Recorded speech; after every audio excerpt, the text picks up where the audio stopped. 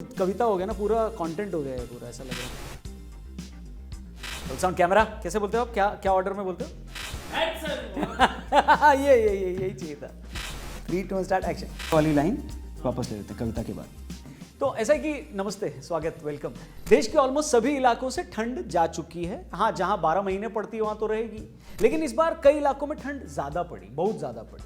लेकिन ठंड की अच्छी बात यह होती है कि गर्मी नहीं लगती। पूरे हफ्ते का हाल चाल और बवाल लेकर चालू हो गया है पंतंत्र वीकली। ये वीडियो अगर आपको पसंद न भी आए तो भी शेयर कर देना, ये सोचकर कि जरूरी नहीं है जिंदगी में हर चीज पसंद आए, ठीक है। बाकी सब्सक्राइब वाले बटन पर भी थोड़ा उंगली कर देना। तो शुरू करें? नहीं। नहीं कहेंगे तो भी शुरू तो करना ही पड़ेगा, वो भी उस मुद्दे से जो इस वक्त पूरी दुनिया में छाया हुआ है, जिसके बारे में हर कोई बात कर रहा है। यूक्रेन पर रशिया के हमले की खबर से हम में से कोई अनजान नहीं है। वर्ल्ड वॉर 2 के बाद ये अब तक का सबसे बड़ा इंटरनेशनल मिलिट्री ऑपरेशन है। इस हमले के बाद दुनिया के सभी महत्वपूर्ण देशों ने अपने रिएक्शंस दिए हैं। जहां भारत के प्रधानमंत्री नरेंद्र मोदी जी ने रशियन प्रेसिडेंट पुतिन से फोन पर 25 मिनट लंबी बात की, वहीं अमेरिका ने रशिया पर कई तरीके के सैंक्शंस यानी प्रतिबंध लगाने की घोषणा की है। यूके रेफ्यूजीज को एक्सेप्ट करने के फैसले पर विचार कर रहा है और चाइना ने कहा है कि उसे उम्मीद है कि सिचुएशन इससे आगे एस्केलेट नहीं करेगा।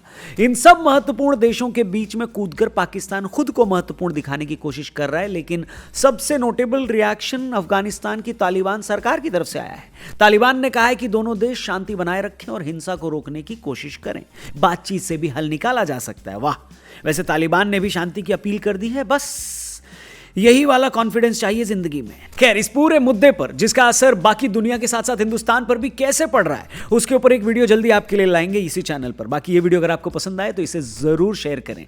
आगे बढ़ते हैं। सबसे पहले बात करते हैं उस गाने की जिस पर अगर अब तक आपने या आपके खानदान में किसी इंसान ने इंस्टा रील या कोई वीडियो अब तक नहीं बनाई है, तो आपका और आपके पूरे खानदान की नागरिकता खत्म हो सकती है। जी हाँ,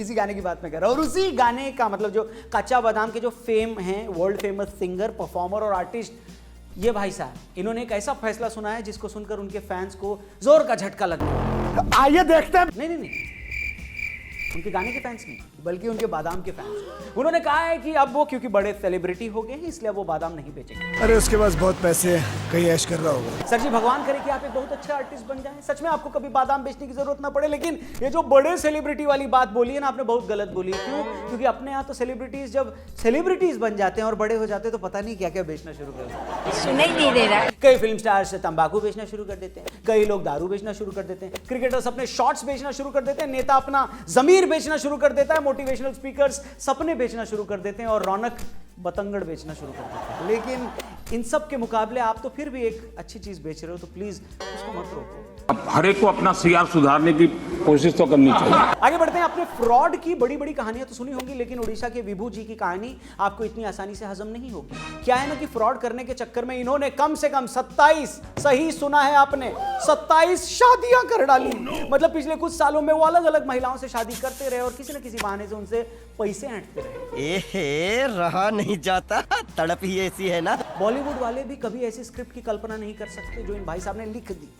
हर महिला को वो अलग अलग नकली आईडी कार्ड बनाकर अप्रोच करते थे और खुद को ऑफिसर बताकर उन्हें बातों बातों में ही शादी करने के लिए राजी कर लिया। भाई का काम इतना शार्प था कि इन महिलाओं में वकील, सुप्रीम कोर्ट और हाई कोर्ट की जजेस, चार्टर्ड अकाउंटेंट्स, टीचर्स और केरला एडमिनिस्ट्रेटिव सर्विसेज की एक ऑफिसर तक ने उनसे शादी कर ली और इनमें से किसी को भी शक तक नहीं हुआ कि ये फ्रॉडी आदमी।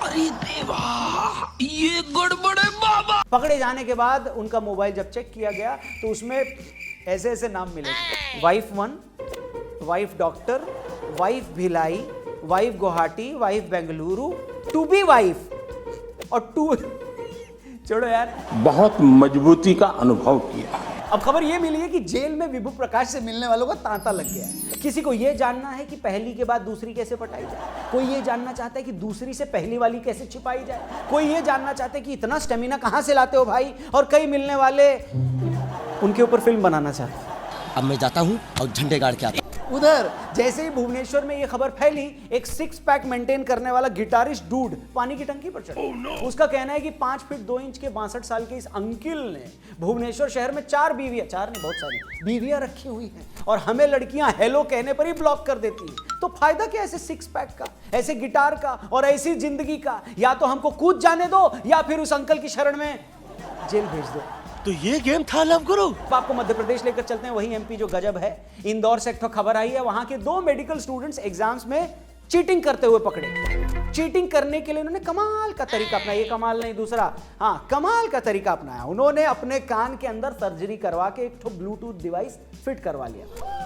कान, हाँ मैंने कान ही बोला था आज तक, है के से कान, हाँ जी से गमला, हाँ। तो उन्होंने अपने कान के अंदर एक तो ब्लूटूथ डिवाइस फिट करवा लिया था और एक मोबाइल के थ्रू चीटिंग कर रहे थे। मतलब जितनी मेहनत इस काम के लिए की होगी उससे कम में तो भाई लोग एग्जाम पास कर चुके होते हैं। सही बात है। और ये सब छोड़ो, ईमानदारी का तो जमाना ही नहीं रहा। ईमानदारी छोड़ो, उस सर्जरी करने वाले डॉक्टर की बेईमानी देखो। जब उसने इतने पैसे लिए ही थे तो ठीक से सर्जरी नहीं कर सकता था कि 2 बेचारे भोले भाले स्टूडेंट्स पकड़े गए। अब देश को 2 सच्ची मुच्ची वाले मुन्ना भाई एमबीबीएस कैसे मिलेंगे? एक नया वर्ल्ड ऑर्डर। अब बाबूजी का सीना कैसे चौड़ा होगा? अब बेचारे सर्किट का सहारा कौन बनेगा? भाई तू टेंशन मत ले, तू पढ़ाई में ध्यान दे।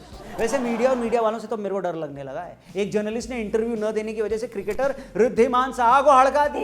रिद्धिमान साहा भी हर तरह से बॉल खेले थे आज तक जिंदगी में, लेकिन ये वाला बीमर उनके कान के पास से झन्नाटे के साथ निकला। उन्होंने जर्नलिस्ट के इस चैट को ट्वीट कर दिया, जिसके बाद उन्हें कई क्रिकेटर्स का सपोर्ट भी मिला।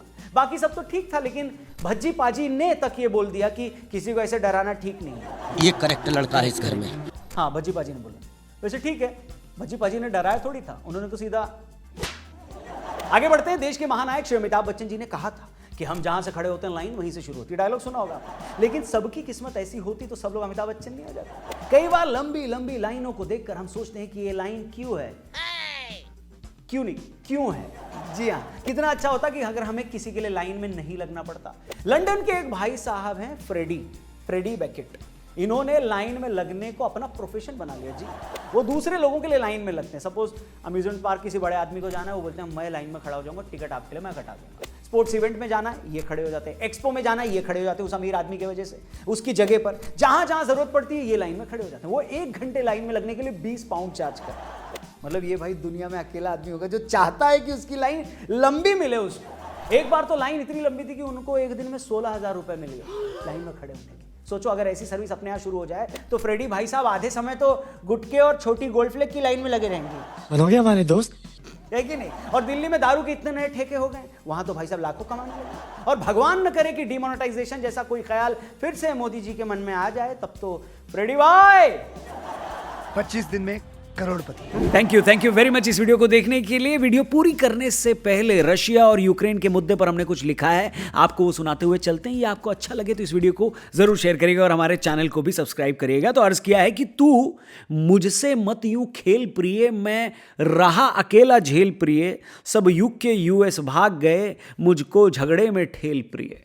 यूक्रेन ने कही है लाइन, मैं सच्ची मुच्ची का घायल, तुम बस नकली हमदर्दी हो, मैं हेल्प मांगता यूक्रेन हूं, तुम बाइडेन की बेदर्दी हो।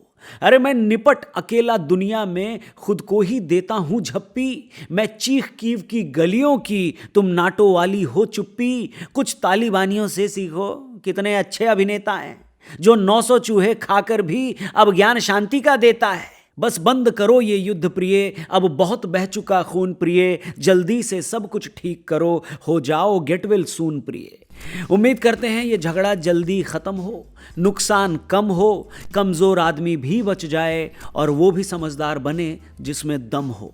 Thank you very much for watching. अपना ख्याल रखें। जय हिंद।